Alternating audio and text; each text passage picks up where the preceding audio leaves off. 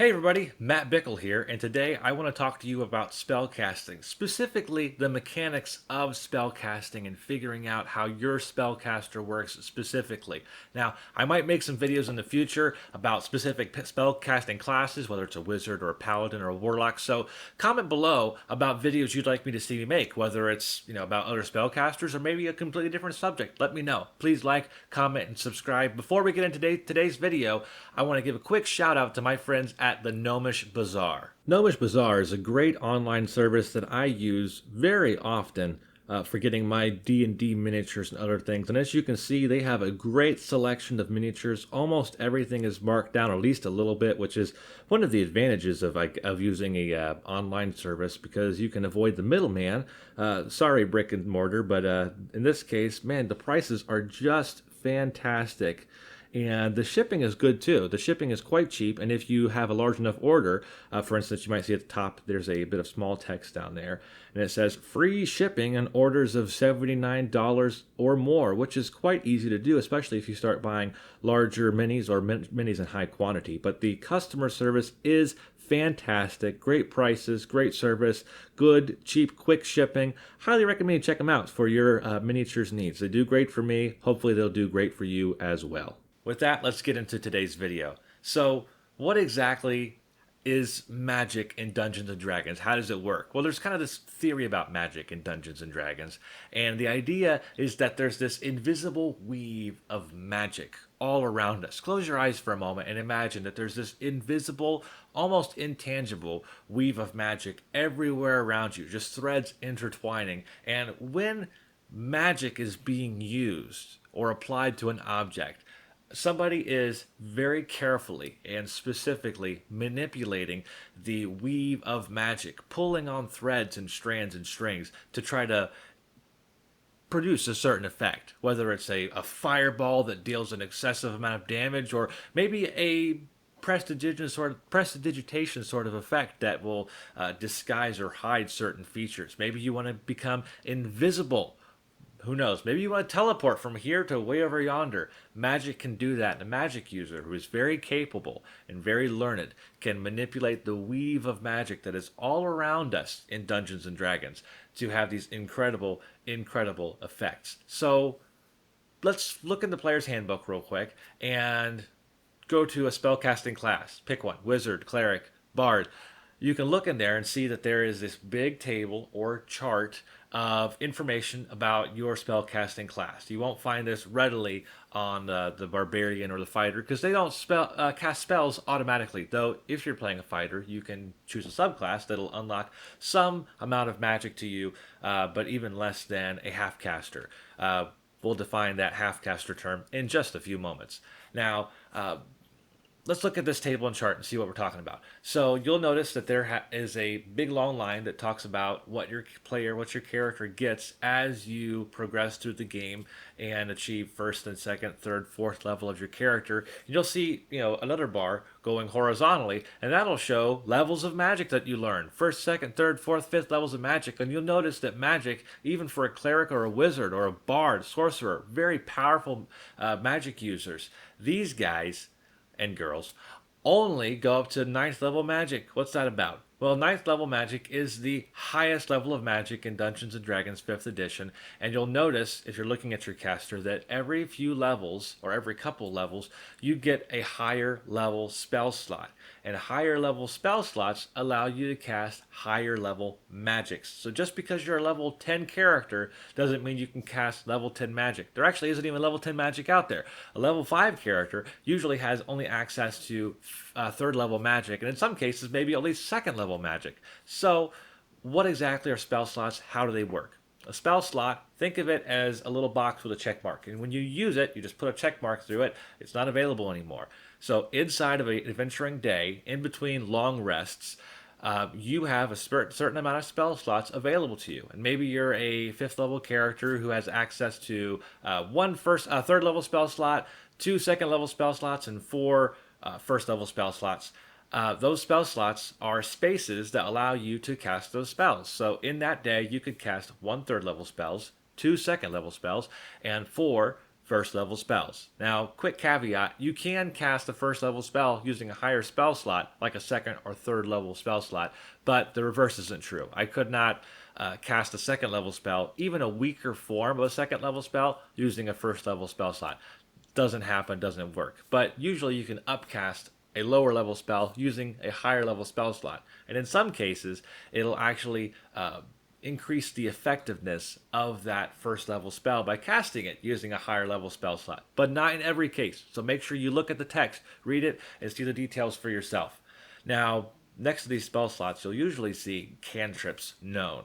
And cantrips known is pretty cool. So cantrips known, this just basically means that you get to pick a few cantrips to know out of your class's list of cantrips that they are able to learn and know. So if you flip in the back of the player's handbook, there's this big section that has all the different spells in it. And at the beginning of that section, there's just each class and it has a big list of spells. And then the next class and a big list of spells. So that class is able to learn. So look back there and see, you can look at the cantrips that are available to your class specifically and read through the descriptions of those spells and pick them. But cantrips known, you're allowed to know, let's say you have 4 cantrips known. You can pick 4 cantrips to know. That's great.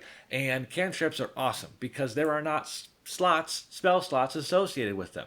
You can cast a cantrip an unlimited number of times in a day. If you're using a first level spell, in a first level spell slot, you can only cast it 4 times a day. Even if you use your higher level spell slots for it, you have a limited number of times that you can cast that spell inside of one day. Cantrip, you can cast the same one over and over and over. You can cast any of them over and over and over an unlimited number of times a day. You have such acuity and ability and knowledge of that spell, these cantrips, that you're able to just snap your fingers and bada boom, bada bing, spells are flying everywhere.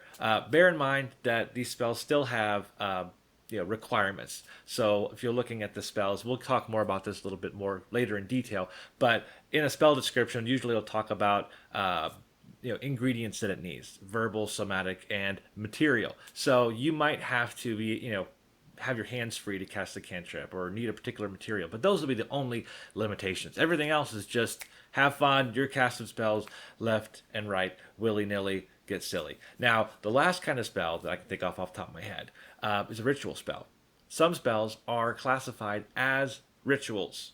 And that means you have to be, number one, a spellcaster that is able to cast rituals, and number two, have the time to do it. Rituals usually take 10 minutes, but sometimes they might list a longer amount of time. So make sure you read the spell description in detail. And there are some spells that can be cast as an action or require a small amount of time, but they're not considered a ritual. But it'll say in the text, in the description of the spell, that it can be cast as a ritual. What that means is you can cast it as a ritual and add 10 minutes to the time. So if it normally takes 1 minute, casting it as a ritual will make it take 11 minutes. If it takes one action, well, then it takes your action and 10 more minutes to cast it as a ritual. Now, what is the benefit of casting something as a ritual if you could already cast it in only 1 minute? Why spend a longer amount of time on it if you're able to do one or the other?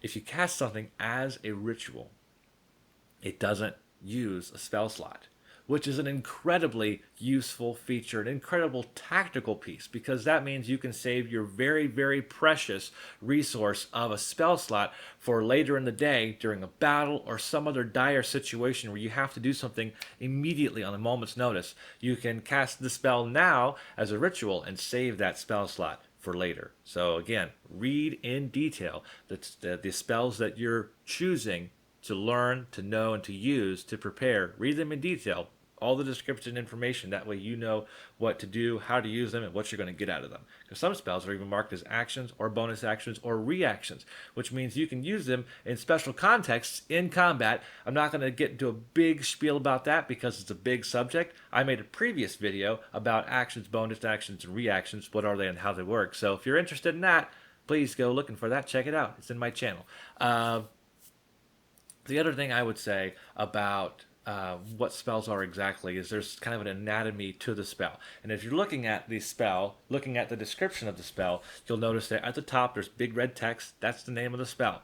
After that, it'll say 4th level evocation or 6th level enchantment or whatever. That's just talking about the level of the spell, so what level of spells you'll have to have access to as a spellcaster, and then it'll say things like, necromancy or evocation or enchantment What does that mean? Well, that talks about the school of magic that it belongs to. And that's not really a strong mechanical feature of the spell. It just mentions, it's just more or less talking about and describing the effect of the spell. It's more for dramatic purposes. So you can know that if you're casting a spell that is an abjuration spell, it's more about defense and having a kind of a forceful effect. If it's conjuration, well, you're conjuring something up. If it's divination, then it's usually kind of reaching out into the weave of magic, trying to learn information, something new and invaluable.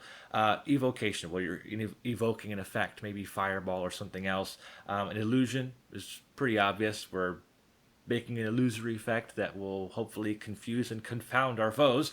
Necromancy is manipulating the forces of life and death. And of course, lastly, transmutation is going to be, taking this and hopefully trying to turn it into something entirely different.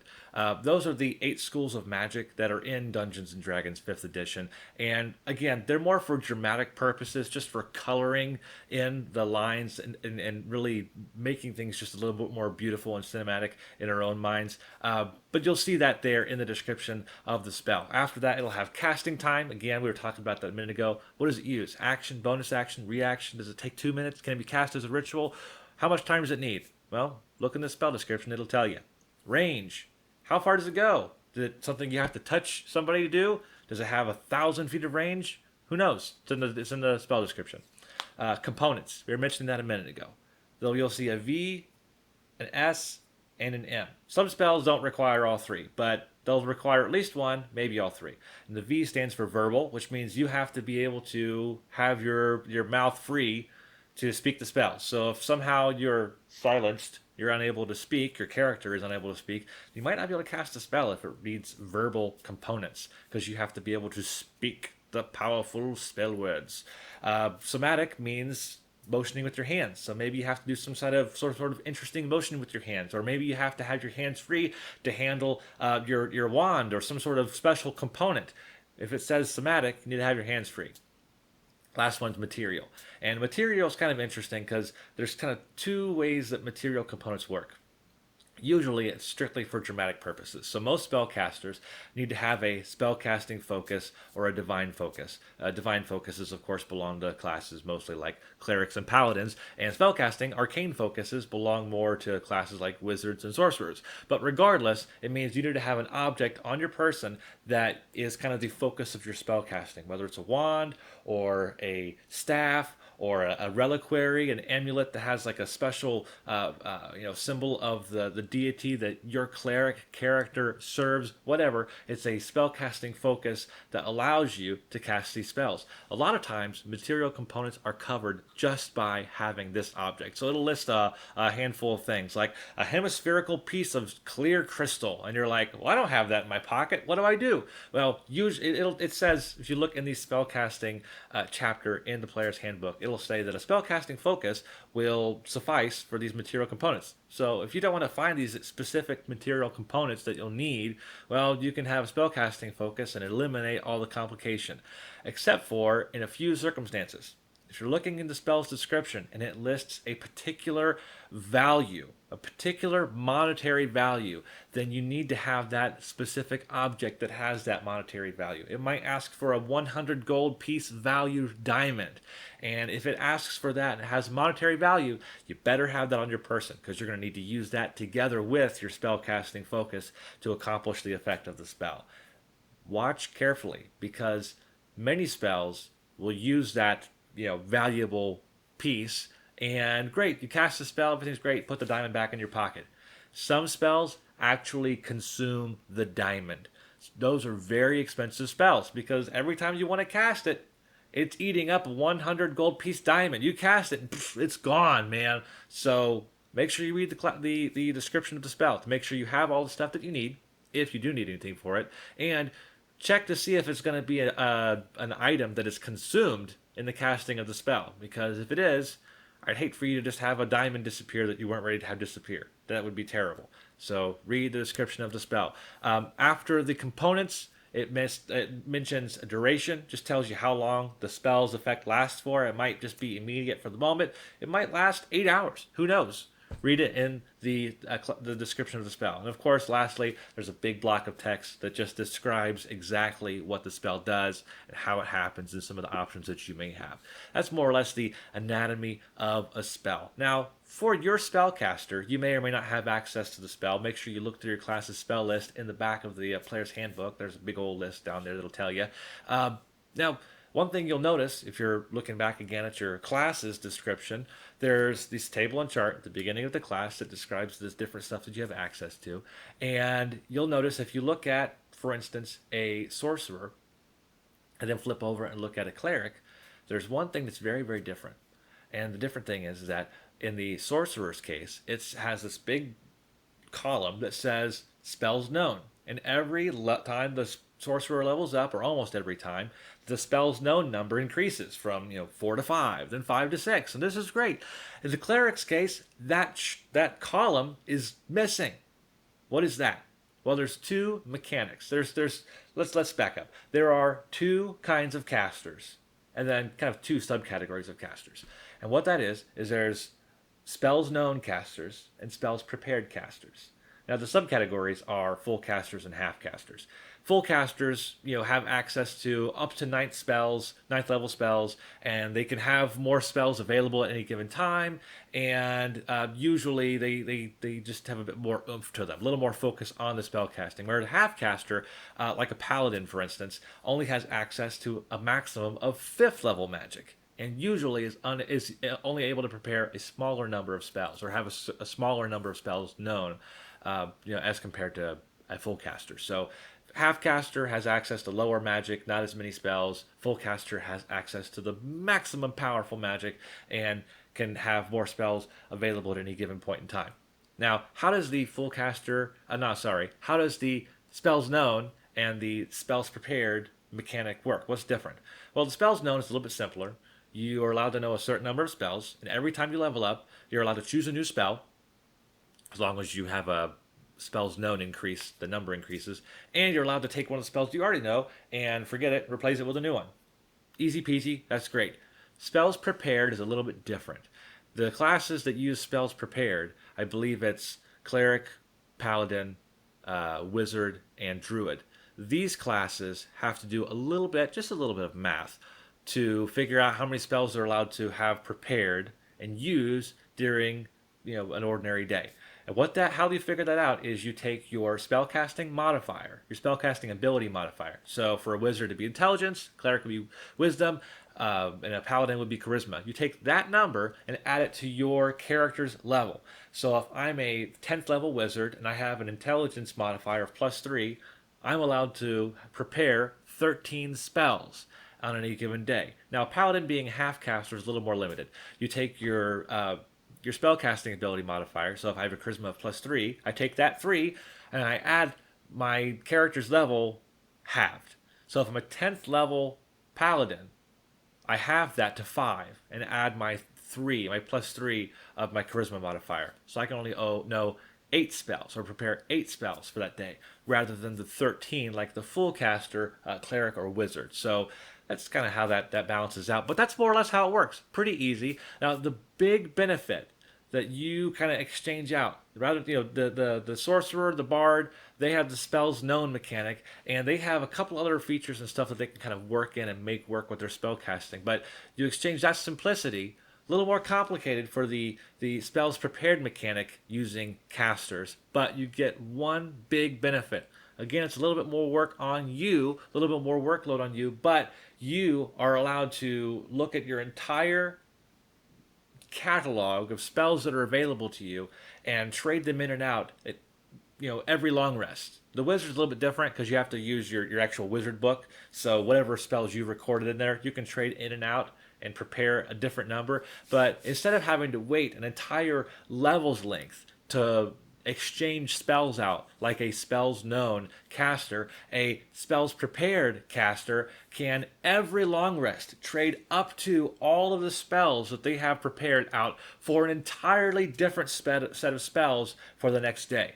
A little more versatility in casting, so just keep that in mind. The spells prepared caster has a little more versatility, but it's a little more work for you.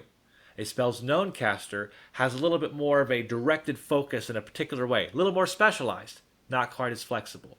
Both are equally good and equally powerful. It's just going to be up to you what sort of character you like to play. And chances are you'd enjoy playing all of them. This has been the spellcasting video. I hope everything made sense. If you have any questions or thoughts about it, please comment below. If you have any subjects that you'd like me to make a video about in the future, also leave that in the comments below. If you liked the video, please like and subscribe. Until next time, take care, have fun, and may the dice always roll in your favor.